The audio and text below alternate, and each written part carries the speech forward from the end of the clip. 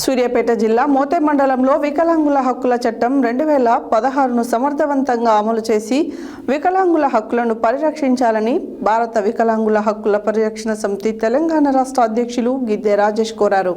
సోమవారం సంఘం మండల అధ్యక్షులు జిల్లాపల్లి శివకృష్ణ, జిల్లా క్రమశిక్షణ కమిటీ చైర్మన్ జంజిరాల సుధాకర్ నేతృత్వంలో మోతే మండల నూతన ఎస్ఐ లచ్చిరెడ్డిని మర్యాదపూర్వకంగా కలిసి శాల్వాలతో ఘనంగా సన్మానించారు.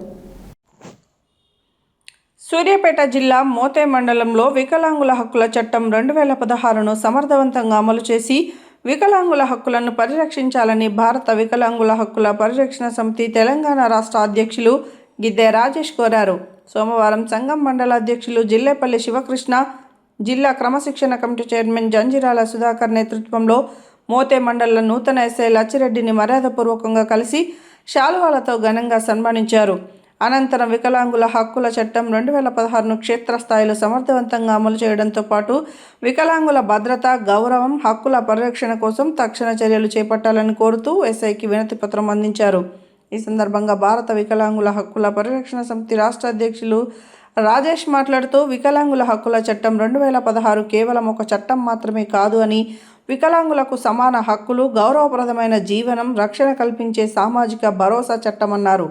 కేంద్ర ప్రభుత్వం తీసుకొచ్చిన ఈ చట్టంలోని ముఖ్యంగా సెక్షన్ 91, సెక్షన్ 92 నిబంధనలను ప్రతి పోలీస్ స్టేషన్ స్థాయిలో సమర్థవంతంగా అమలు చేయాలని కోరారు. గ్రామ స్థాయి నాయకుల నుంచి రాష్ట్ర స్థాయి ప్రజాప్రతినిధుల వరకు కొందరు వికలాంగులను వారి వైకల్యాన్ని అవమానకరంగా ప్రస్తావిస్తూ దూషించడం, చిన్నచూపు చూడడం, వేధింపులకు పాల్పడడం అత్యంత బాధాకరమని గిద్దె రాజేష్ అన్నారు. వైకల్యాన్ని అవమానించడం కూడా చట్టరీత్యా శిక్షార్హమైన చర్యనని, ఇలాంటి ఘటనలపై పోలీసులు రాజీ పడకుండా కఠిన చర్యలు తీసుకోవాలని కోరారు. అదేవిధంగా రాష్ట్ర ప్రభుత్వం ఎన్నికల సమయంలో వికలాంగులకు ఇచ్చిన అన్ని హామీలను వెంటనే అమలు చేయాలని, వికలాంగులపై జరిగే వివక్ష, దాడులను అరికట్టేందుకు ప్రత్యేక కార్యాచరణ రూపొందించాలని డిమాండ్ చేశారు. గ్రేటర్ హైదరాబాద్ ఎన్నికల్లో వికలాంగులకు ప్రత్యేక రాజకీయ రిజర్వేషన్ కల్పించిన తరువాతే ఎన్నికలు నిర్వహించాలని, ఎన్నికల హామీలు అమలు చేసి ప్రత్యేక రాజకీయ రిజర్వేషన్ కల్పించే వరకు రేవంత్ రెడ్డి ప్రభుత్వంపై తమ ప్రజాస్వామ్య పోరాటం ఆగదని గిద్దె రాజేష్ స్పష్టం చేశారు. వినతి పత్రాన్ని స్వీకరించిన నూతన ఎస్ఐ లచ్చిరెడ్డి వికలాంగుల సమస్యలపై సానుకూలంగా స్పందించి తన పరిధిలో వికలాంగుల హక్కుల పరిరక్షణకు అవసరమైన చర్యలు తీసుకుంటానని హామీ ఇచ్చారు. ఈ కార్యక్రమంలో భారత వికలాంగుల పరిరక్షణ మోతే మండల అధ్యక్షుడు జిల్లాపల్లి శివకృష్ణ, జిల్లా క్రమశిక్షణ కమిటీ చైర్మన్ జంజిరాల సుధాకర్, సంఘం నాయకులు బొడ్డు ధనమూర్తి, గజ్జి దుర్గయ్య, శ్రీను తదితరులు పాల్గొన్నారు.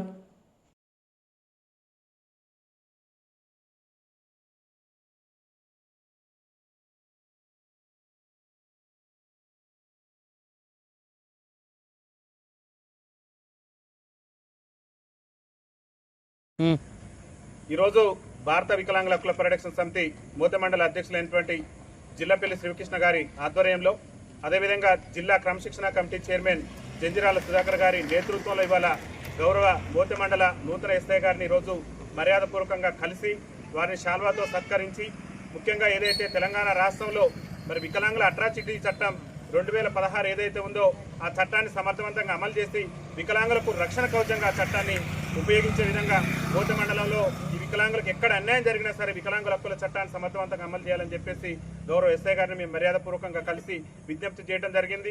అదేవిధంగా గౌరవ తెలంగాణ రాష్ట్ర ముఖ్యమంత్రి రేవంత్ రెడ్డి గారికి కూడా ఎన్నికల సమయంలో మా వికలాంగుల సమాజానికి ఇచ్చినటువంటి హామీల్లో భాగమైనటువంటి వికలాంగుల హక్కుల చట్టాన్ని రాష్ట్రంలో సమర్థవంతంగా అమలు చేస్తానని చెప్పేసి రేవంత్ రెడ్డి గారే కాంగ్రెస్ పార్టీ అభయాస్త్రం ఎన్నికల మేనిఫెస్టోలో చేర్చారు. కాబట్టి మరి వాళ్ళ వికలాంగుల మీద రాష్ట్రంలో దాడులు పెరిగిపోతున్నాయి, వికలాంగుల మహిళల మీద అత్యాచారాలు జరుగుతున్నాయి.